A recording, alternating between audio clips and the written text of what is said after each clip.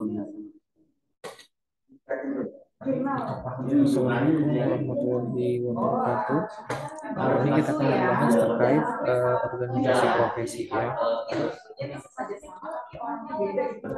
Oke, jadi organisasi profesi merupakan organisasi yang anggotanya adalah praktisi yang menetapkan diri mereka sebagai profesi dan bergabung bersama untuk melaksanakan fungsi sosial yang tidak dapat mereka laksanakan dalam kapasitas mereka sebagai individu. Nah, jadi teman-teman nanti ketika lulus ya, ketika lulus itu teman-teman akan ikut organisasi PPNI namanya.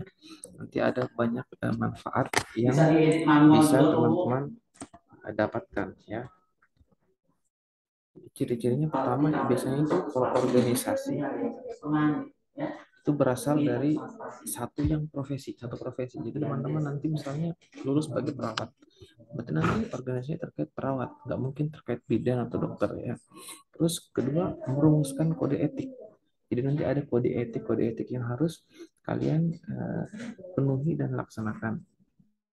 Terus kegiatan pokok organisasi itu untuk menetapkan standar pelayanan profesi, pendidikan, pelatihan.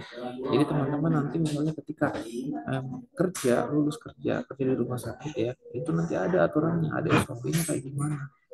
Makanya ada pelatihan-pelatihan terkait peningkatan soft skill untuk perawat ya. Terus perannya apa saja? Pertama, ketika teman-teman bergabung di organisasi tentu akan diawasi terkait mutu pendidikan keperawatannya, bagaimana cara meningkatkan kualitas dan mutu pendidikan. Kedua, yaitu untuk mengembangkan ilmu pengetahuan teknologi keperawatan. Apa sih teknologi yang terbaru? Contoh, misalnya teman-teman ini kan S1, nanti kan skripsi itu adalah salah satu teknologi meningkatkan pengetahuan. Misalnya teman-teman mengambil teknologi terkait penggunaan hand sanitizer elektronik dalam menghilangkan bakteri. Itu salah satu penggunaan teknologi dalam kesehatan. Ketiga, yaitu mengembangkan mengawas terkait pelayanan keperawatan. Pelayanan keperawatan, jadi teman-teman akan diawasi ketika ada masalah, ada PPNI nanti. Terus membina, mengembang serta mengawasi kehidupan profesi ya. Lanjut, ini adalah fungsi organisasi di bidang keperawatan dan di bidang pelayanan keperawatan. Pertama yaitu menetapkan standar pendidikan keperawatan. Kedua, mengembangkan pendidikan keperawatan. Itu untuk pendidikan. Kalau untuk pelayanan, menetapkan standar profesi keperawatan dan memberikan izin praktik. Kalau untuk pendidikan, teman-teman itu bagaimana caranya meningkatkan knowledge terkait penelitian terbaru yang dapat diterapkan dalam pelayanan. Ya, jadi belajar terus. Yang kedua, setelah teman-teman mendapatkan artikel tadi, teman-teman menjadikan standar profesi keperawatan. Oh, ternyata misalnya penggunaan kompres hangat itu lebih efektif digunakan di lipatan tubuh untuk mengurangi demam, contoh. Terus berikutnya pengen membuka praktek, jadi teman-teman misalnya lulus untuk mengurus izin praktek, teman-teman harus ada STR. Nah, untuk mengurus STR itu lewat organisasi PPNI tentunya ya. Terus memberikan registrasi. Nah, ini fungsi dari pelayanan keperawatan adalah memberikan registrasi. Jadi nanti di organisasi teman-teman pengajuan dikasih STR. Syarat untuk mendapatkan STR teman-teman harus lulus UKOM dulu, dapat STR baru buka praktek di rumah. Terus menyusun dan memperlakukan kode etik keperawatan. Nah, ini untuk mengetahui kode etik yang bagus yang harus diterapkan. Jadi bisa diperbaharui karena akhir-akhir ini banyak ya perawat-perawat dari kita itu yang melaksanakan pelayanan itu tidak sesuai dengan SOP, tidak sesuai dengan kode etik. Nanti ada contohnya. Terus organisasi apa saja? Ya, organisasi yaitu di bidang iptek sama di bidang kehidupan profesi. Ya, kalau iptek terkait riset penelitian tentunya keperawatan. Teman-teman besok akan meneliti ya. Terus bagaimana menggabungkan teknologi dalam dunia keperawatan. Satu. Terus kedua terkait bidang kehidupan profesi, yaitu membina, mengawasi organisasi profesi, membina kerjasama, terus membina, mengawasi kesejahteraan anggota. Jadi teman-teman nanti akan sejahtera ya. keanggotaannya, karena kan di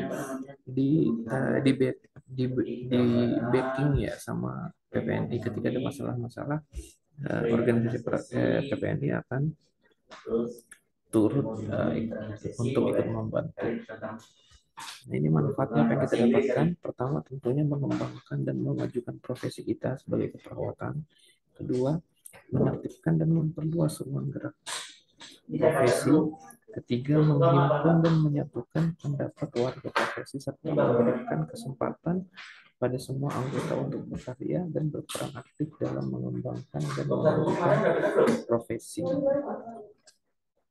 Ini adalah organisasi keperawatan sedunia, ya, namanya itu ICN atau International Council Nursing. Nah, ini di seluruh dunia itu dibangun pada tahun 1999 oleh Mrs. Bedford. Jadi tujuan awalnya hanya untuk memperkokoh silaturahmi. Tujuan awalnya cuma kumpul-kumpul aja terperawat di seluruh dunia. Cuma semakin ke sini ternyata ICN ini ingin membuat organisasi perawatan lebih terfokus lagi, ada tujuan, sehingga mereka bertujuan untuk menentukan kualitas nursing care untuk semua, jadi meningkatkan kualitas perawatan untuk masyarakat dan terkait health policy global ya.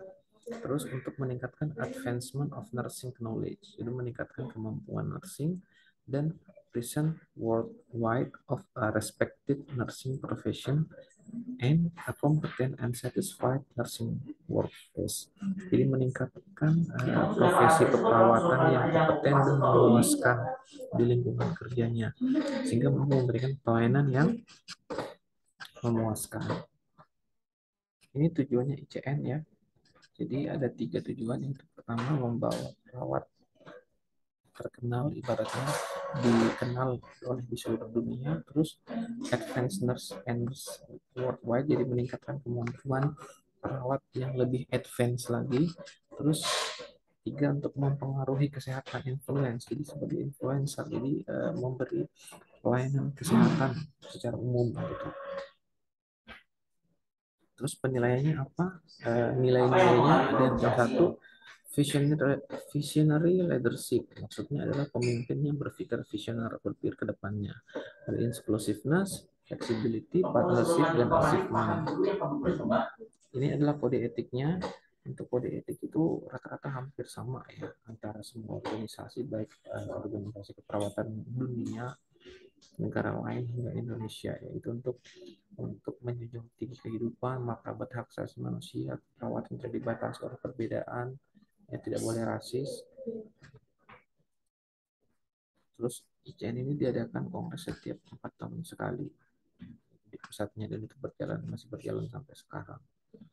Kemudian ada yang ICN itu punya anak-anak ya, jadi ICN itu adalah pusatnya International Council Nursing, dan anak-anaknya itu ya tiap negara. Contoh kalau untuk Amerika ada American Nurse Association ya. Jadi dia berperan untuk sama membuat kode etik ya, standar praktek keperawatan, melakukan penelitian dan lain-lain. Terus ada Canadian Nurse CNA, jadi Asosiasi Keperawatan Kanada. Ya. Itu sama saja tujuannya, itu membuat standar praktek ya, peningkatan SDM, peningkatan profesionalisasi keperawatan dan lain-lain. Terus ada National League for Nursing. Ya. Nah, ini didirikan pada tahun 1952 untuk pengembangan dan peningkatan tentunya mutu pelayanan ya. Intinya sama saja untuk meningkatkan pelayanan keperawatan. Terus ada BNA atau British Association. Jadi ini tujuannya sama, untuk memperkuat persatuan dan kesatuan perawat. Nah, terus bagaimana dengan Indonesia? Apakah punya organisasi perawat? Apakah punya OP? Ya tentunya punya. Namanya adalah PPNI atau Persatuan Perawat Nasional Indonesia.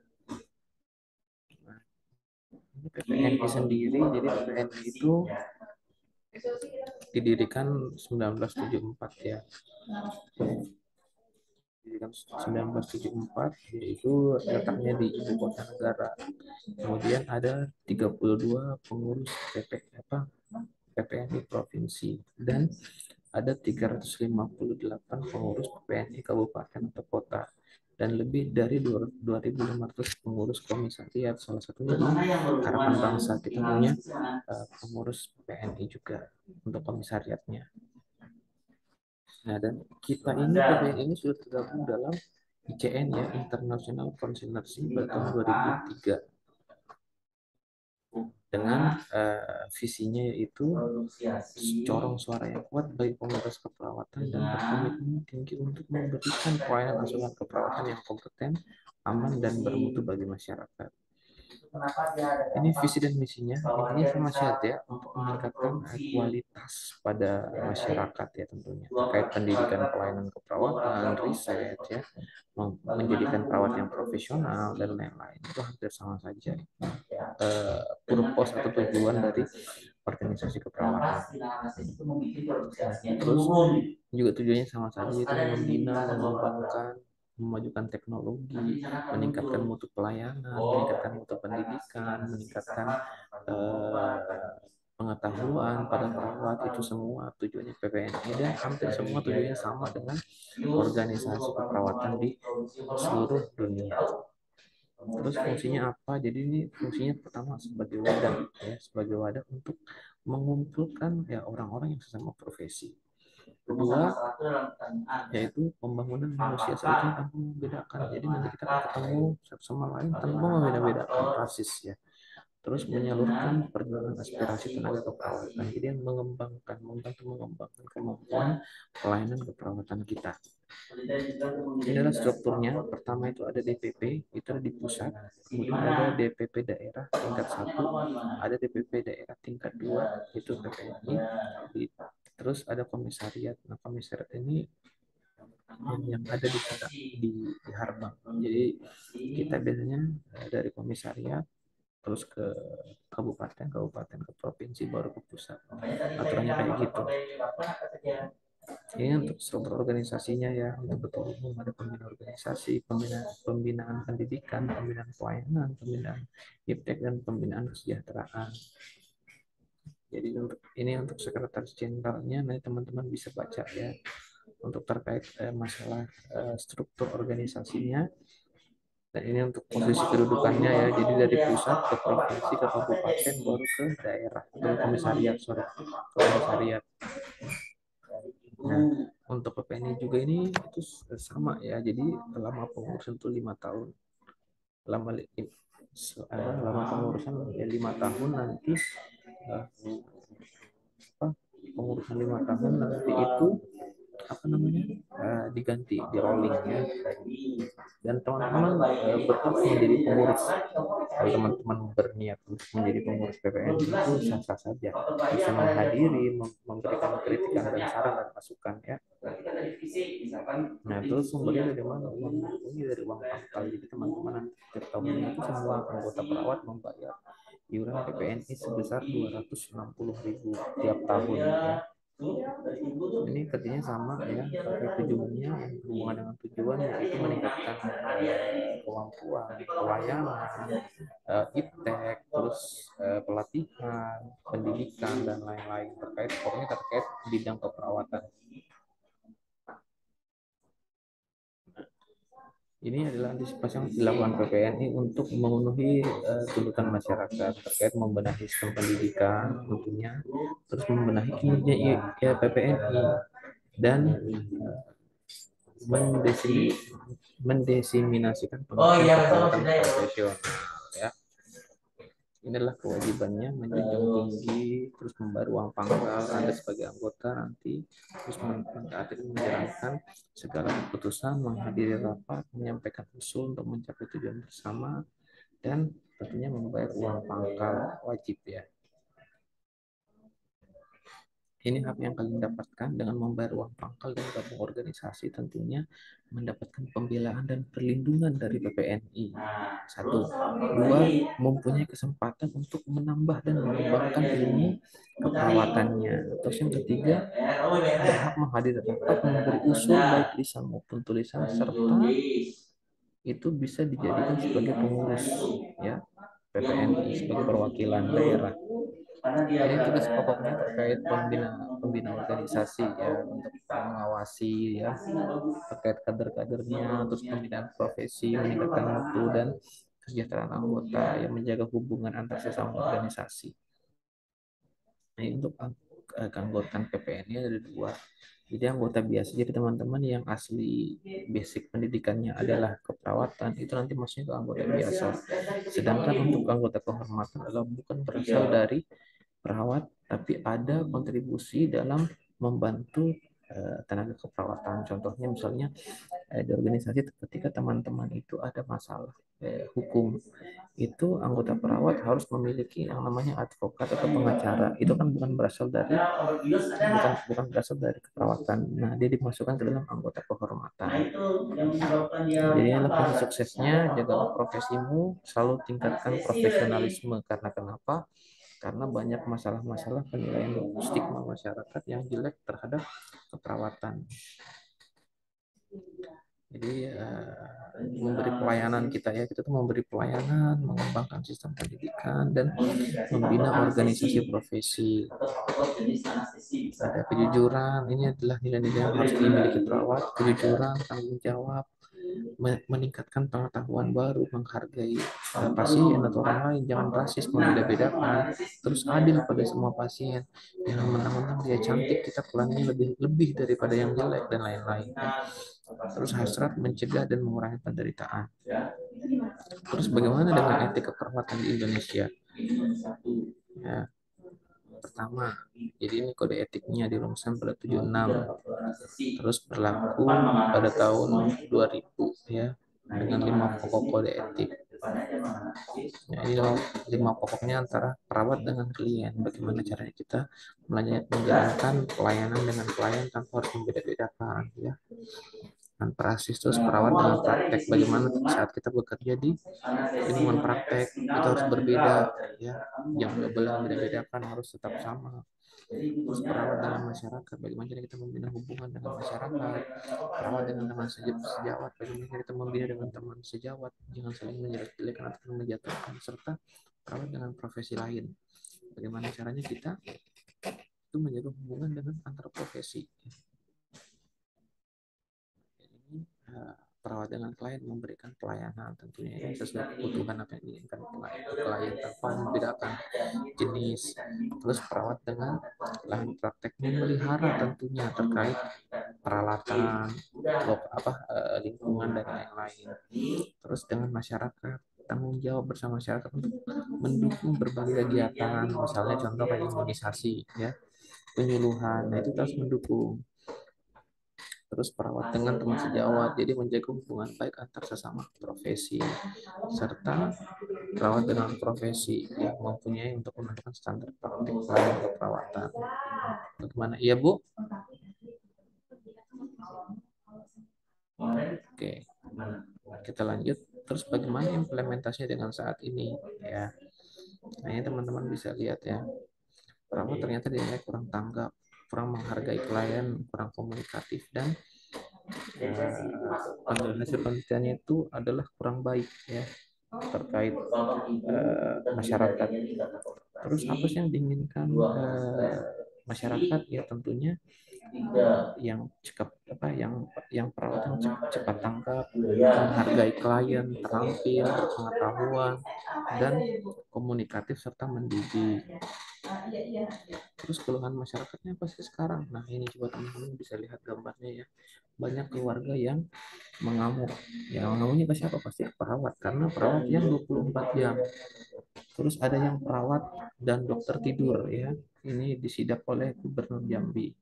Dia tidur karena harusnya ya Bu.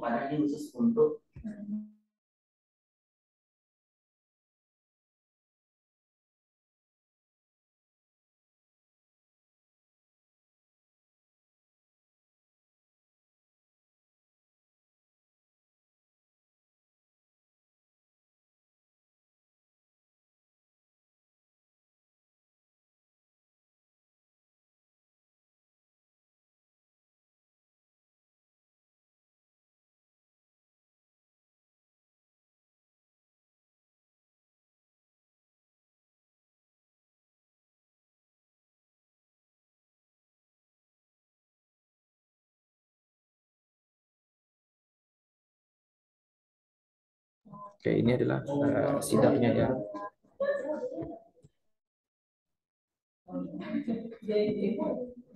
Nah, terus terkait Jokowi masih mengakui banyak rumah sakit yang sakit dengan dokter memberikan pelayanan yang ramah. Intinya kita tuh masih belum memberikan pelayanan yang ramah pada pasien-pasien BPJS ditimbang yang umum atau misalnya yang asuransi ya, masih banyak kesenjangan. Dan itu memang nyatanya di lapangan ya.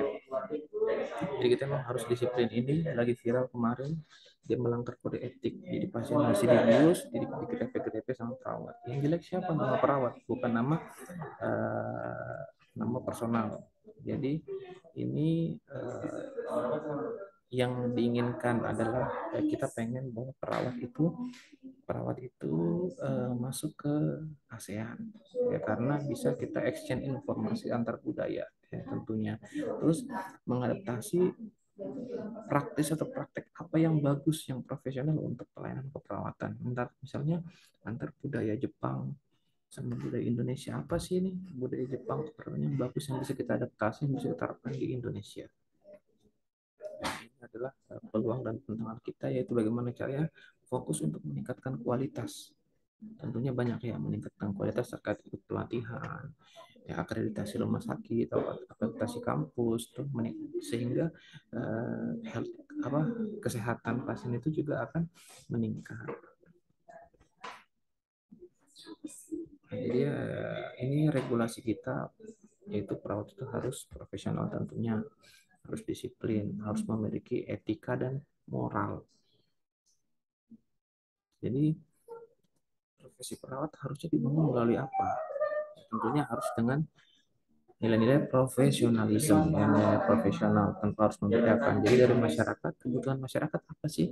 Nah, kita mengidentifikasi kebutuhan masyarakat. Akhirnya kita mengetahui ternyata kita harus bersikap profesional, tanggung jawab tanpa membeda-bedakan, pahami etika dan moral dan lain-lain.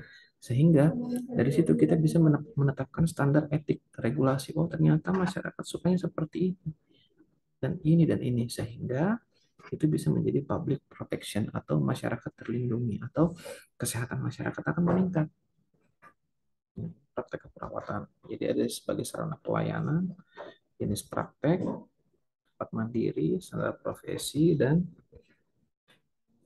kebutuhan pelayanan permen. Perawatannya tugas keperawatan ya, jadi pemberi asuhan, penyuluh, peneliti, pelaksana lingkungan, pelaksana keadaan keterbatasan, wewenang itu ada UKP, UKM, penyuluh, pengelola pelayanan, dan peneliti. Jadi sampai situ ya. Terima kasih. Itu adalah tadi penjelasan saya terkait organisasi profesi. Jadi itulah pentingnya kenapa teman-teman itu harus ikut organisasi dan wajib hukumnya, karena kenapa nanti teman-teman akan terlindungi secara hukum ya. Baik. Baik, kalau begitu saya akhiri. Wabillahi taufiq wal hidayah. Wassalamualaikum warahmatullahi wabarakatuh.